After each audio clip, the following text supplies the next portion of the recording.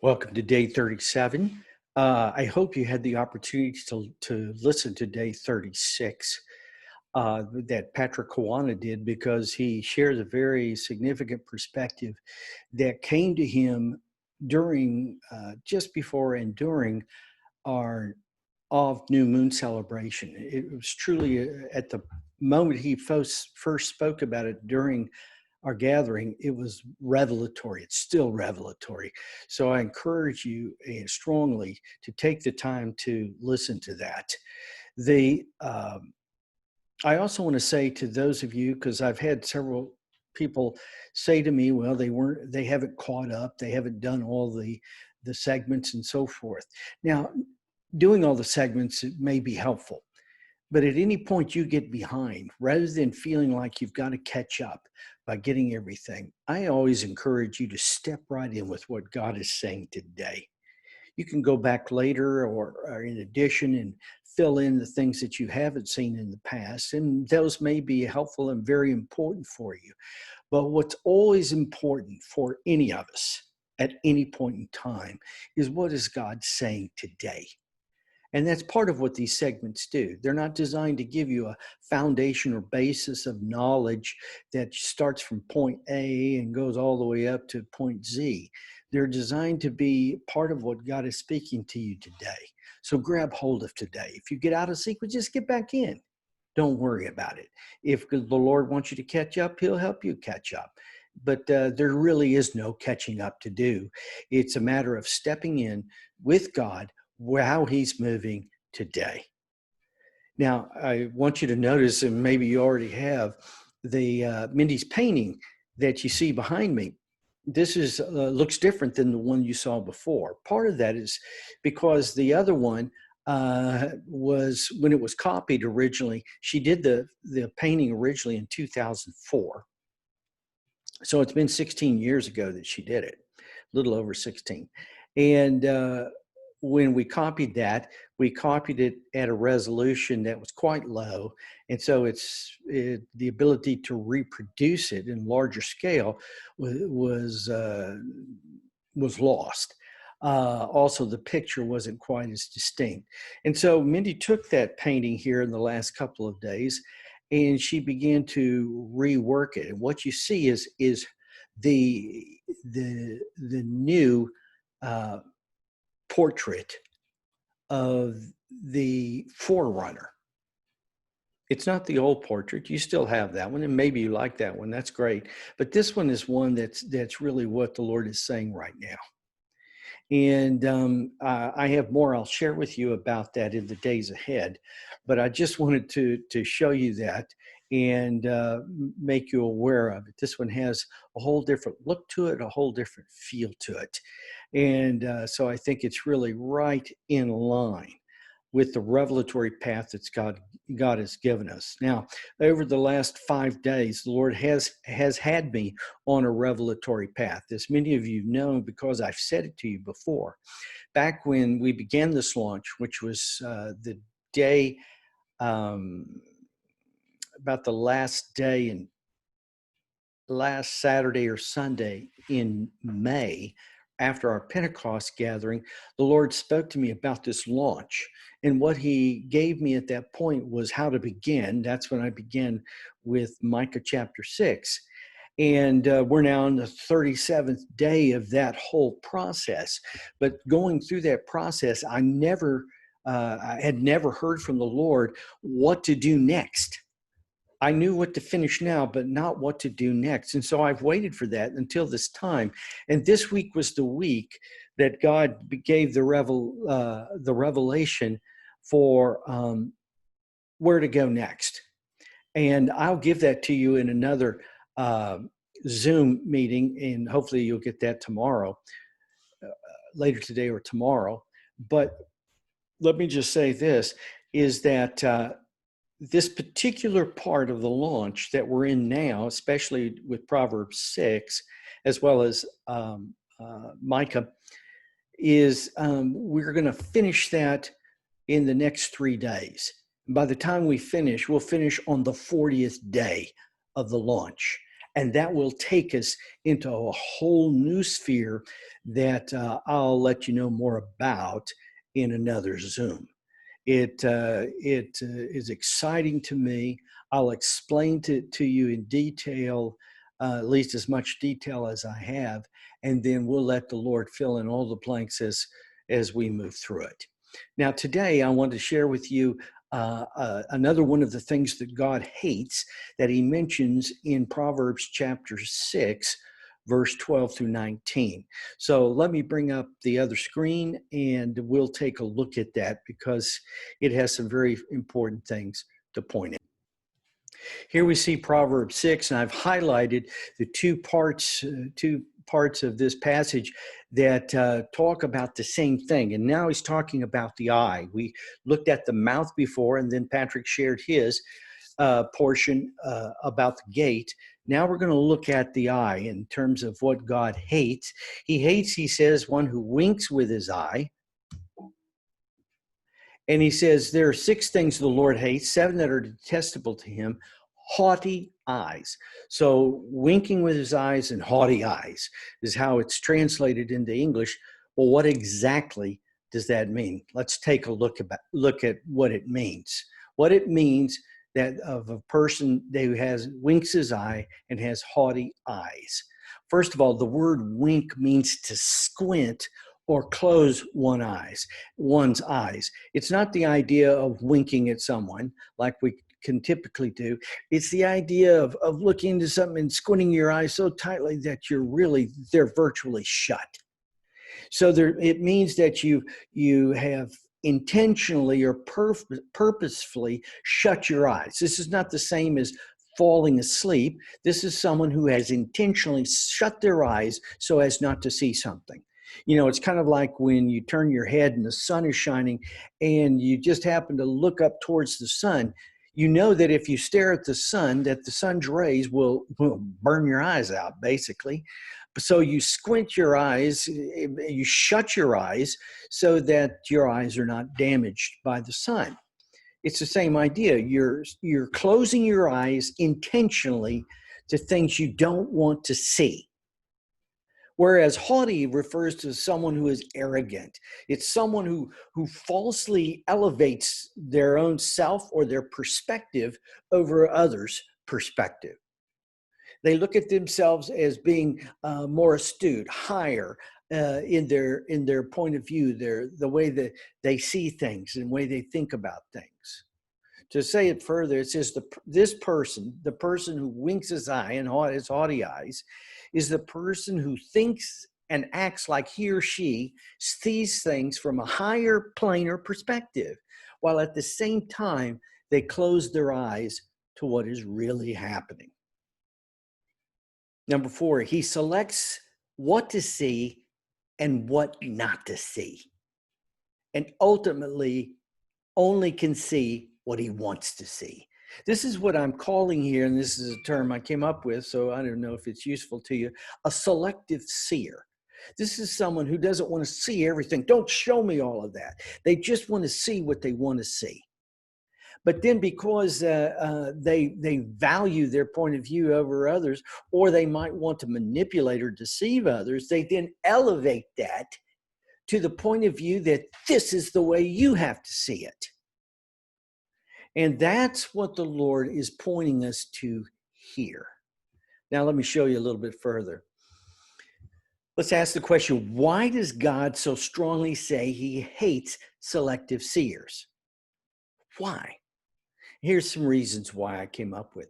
Because selective seers, that is people who close their eyes to things, to some things, but open their eyes to other things. They're selective in what they look at.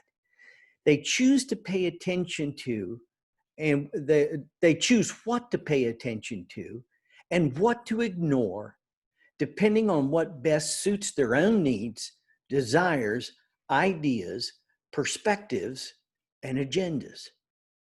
See, this is why it's so powerful when people are in positions. They can tell you they can say to you what they believe they see the future holds for you. But if they're a selective seer and there's certain things they don't want to look at and they don't want you to see, then it makes them a candidate to manipulate people, and it makes those who listen to them candidates to be manipulated. That's why God hates them. God always deals with what is real. He never deals with what people want to see or what people want to hear. This is why when we ask God to show us things or say things to us, but we only want him to show us or say things that suit us, that we're looking to see or that we want to hear, he's both silent and he doesn't show us anything. See, that's what happened when people came, the Pharisees came to Jesus. They said, Jesus, give us signs. In other words, show us things that prove who you are. And Jesus, the signs that Jesus did give, they refused to see because they didn't want to. And the signs they asked for, they couldn't see because he knew that if he showed them, they wouldn't believe it anyway. You see how the selective seers work? The Pharisees were selective seers. Religious people are often selective seers. They have a religious point of view that they want to see things according to. And they'll call what their theological view, they'll call it truth, but it isn't. See, I know this because I've grown up in this. I have embraced theological perspectives throughout my life and have held them as true when they were simply a point of view that disregarded not only other points of view, but most importantly, refused to receive from the Lord what he wanted to say and show. You can see how dangerous it is. God hates selective seers, secondly, because selective seers arrogantly seduce others to embrace and act on false things rather than things that are real. That's the difference, you see, when you only see part of the picture and not the whole picture, and then you make your plans or you involve other people on only part of the picture, then you're not dealing with what is real. A number of years ago, there were people who had prophesied and had, not really in the prophetic vein, but in the vein of their Bible knowledge, had predicted that by 1988, that Jesus was going to come again and things were going to be changed, destroyed in the earth. And so this group of people, Bible-believing people in their point of view, had gathered together in a certain place here in the United States to wait for that. They waited for it based on their understanding of a Bible passage that talked about after Israel's restoration, that within a generation they concluded Jesus would return. And so they surmised that since Israel became a nation in 1948, that a generation, which they understood to mean 40 years, would take them to 1988. They wrote books about it. People sold their personal items about it. They gathered on this place, and guess what? Jesus didn't come. You see, that's what selective seers do. They can convince people to join them in endeavors that aren't real. It's not that the endeavor was bad, although in the end the result was useless. It's that they're not real, and God deals with what is real, not what people want to see or want to imagine. Point 3, God hates selective seers because the selective seer himself embraces the perspective of the serpent, Genesis 3, just like Eve and Adam did. See, that was the serpent's whole lie to Eve and to Adam, was that what God had told them wasn't really how it was. And so he gets them to imagine. He explains to them and persuades them to imagine it a different way. God had told them they could eat of any tree in the garden except the tree of the knowledge of good and evil. And and that in the day they would eat from it, they would die. Well, they knew the tree of the knowledge of good and evil, but they had never tasted it, and they had never tasted death. So, this was real. What God had said was enough for them to stay with it. But the serpent convinced them that what God was saying was not real. And that God knew that in the day they would eat of that tree, they'd become like God, which was never the case. And instead of dying, they would really live like they've never lived before. You see, that's the perspective of the serpent. It's the serpent or satanic, demonic perspective, is to get us to imagine things that aren't real and to embrace them. They can be things like people who have embraced that what God says has happened didn't really happen. There's a whole array of things that the serpent will try to convince us of. And those things are false. God wants us to see what is real. God hates selective seers, number 4, because they use their imagination to do the unimaginable. See, that's people oftentimes consider imagination to be a part of creativity, and indeed it can be. Yet when it is used only with imagination, then it really isn't creativity as much as it is the unimaginable for many people. And it's amazing to see what always distinguishes what the enemy will do and what the enemy will convince people to do. He'll convince people to do the unimaginable. That's why people will say they've heard voices and they've maybe have committed a murder, killed someone, done something, and because a voice told them to do so.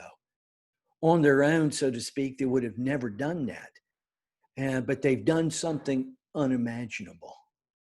This is why it's useless to try to figure out your own strategy for staying ahead of the devil, because the devil will always convince people, persuade people to do the unimaginable. God doesn't ask us to do the unimaginable. He always will tell us what he wants us to do. And though we may not yet know it as real, because it comes out of his mouth, it's real. So the moment we embrace it, though we've never seen it, but we embrace it because he said it, it becomes real. And thus it truly creates what it is he said. It comes into being. See, that's the thing about it. And this is what God says is always, and what he will reveal is always much further out than anything we could imagine. But when we start using and relying on imagination, we're going to find ourselves very vulnerable to not only deception, but to be involved in things that God hates. Number 5, God hates selective seers because selective seers are useless to God.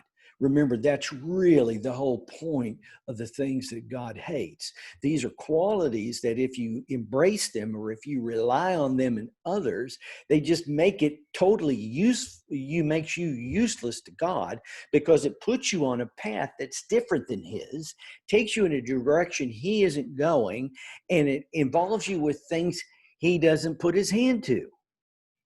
And so it becomes very important that we see how this selective seeing works, and we stay away from it. Now, here's I think probably one of the final things I want to say to you is that God is looking for people who see what is real. People who don't close their eyes to things. First point, he powerfully uses people who can see what is really in front of them. If you'll read Jeremiah chapter 1, where God appoints and assigns Jeremiah for what he would do that's recorded in the rest of the book, you'll find that the word see is mentioned again and again and again. And at one point, God says to Jeremiah, Jeremiah, what do you see? It's a very simple statement, yet very profound at the same time. He's not asking Jeremiah, what do you think? What do you want? What do you need? He's asking him first, what do you see? Now, it's very easy to ask that question if you're minded this way. You open your eyes and you look, and what's right in front of you, you identify as what you see. And that's what Jeremiah said. He said, I see an almond tree. Now, there may or may not be a lot of prophetic significance to the fact of an almond tree. But the reality that God was trying to discover with Jeremiah was, could Jeremiah see what was right in front of him? Or was he looking beyond it to something else? Or was he closing his eyes to what was really there and imagining what he wanted to be there? Unfortunately, that happens many times with people prophetically. And there's, instead of seeing what God is really doing, they're believing or imagining what they think he should do or what they want him to do or feel they need him to do. And thus they're lost in a dream world about what God is doing. And I don't mean dream world in the authentic sense of God communicating, but imaginary world. God isn't asking us to imagine things. He's not asking us to declare things that we conjure. God calls us into a connection with him where he communicates with us. And when he does communicate with us, and we embrace that and express that, then that which he says becomes real, not imaginary. And if we learn how to do that in process with him, it means the things that he says we will see. Because it has to be seen eventually, or it's not real. One other point, seeing what is real is the result of hearing God tell us what is real, rather than trusting in our own limited perspective or the perspective of selective seers. Again, we can rely on other people. As I've listened to news reporters, as I've listened to medical professionals and economic experts and all of these people, and even preachers on television or on radio talking about things with the coronavirus and the period that we're in, there's all kinds of opinions and people stating their opinions very strongly. And it's hard to tell what motives people have when they say that. For instance, recently we've been hearing multiple reports about a vaccination being ready by the late fall or the beginning of 2021. Now, what's interesting about that, there's about 4 different pharmaceutical companies globally that are vying to find a vaccine and to produce that. And several of them have already been funded billions of dollars to produce millions of doses. And they're in the process of doing that. They're testing some of them. You may have heard of the report out of Oxford in England and other places where they're in certain levels of testing. One of the things you'll find that everyone says when someone finally asks them, they still don't know if it's going to work, and if it works, how long it will work. They still don't know if they have the answer. But every time they come out and report, this was in an article I read today, every time they come out and make a public report, the pharmaceuticals, and especially ones that are positive and upbeat, then all of a sudden their stock prices go up. And they said that their investors had made hundreds of millions of dollars over the last few days from their positive reports about something they have no idea of whether or not is true. Okay? You see, this is the kind of perspective, and if we're in a battle against, because the world system is full of this kind of manipulation, whether it's for money, whether it's for power, whether it's for taking what other people have. If we're going to be a people who are going to step into a kingdom dimension, the kingdom of God is real. It's not imaginary. It's not something stuck in heaven. It's something available and present here and now. And it can be fully demonstrated. But we have to become a people who hate what God hates, love what he loves. And part of hating what he hates means that we don't buy into and become selective seers. Now, this is a mouthful. This is a mindful. Take some time to think about these things. Look around you. Look at what you listen to. Watch your emotions day by day as you go through things and as you hear things. Watch them fluctuate depending upon what someone says. Don't be like the stock market that goes up and down based upon what people see for the future. God is the one who sees the future clearly. God is the one who knows the steps we need to take today, so that once we've stepped into today, once today is finished, we can step into a new today tomorrow. This is where the Lord's taking us. This is where we're going. Amen.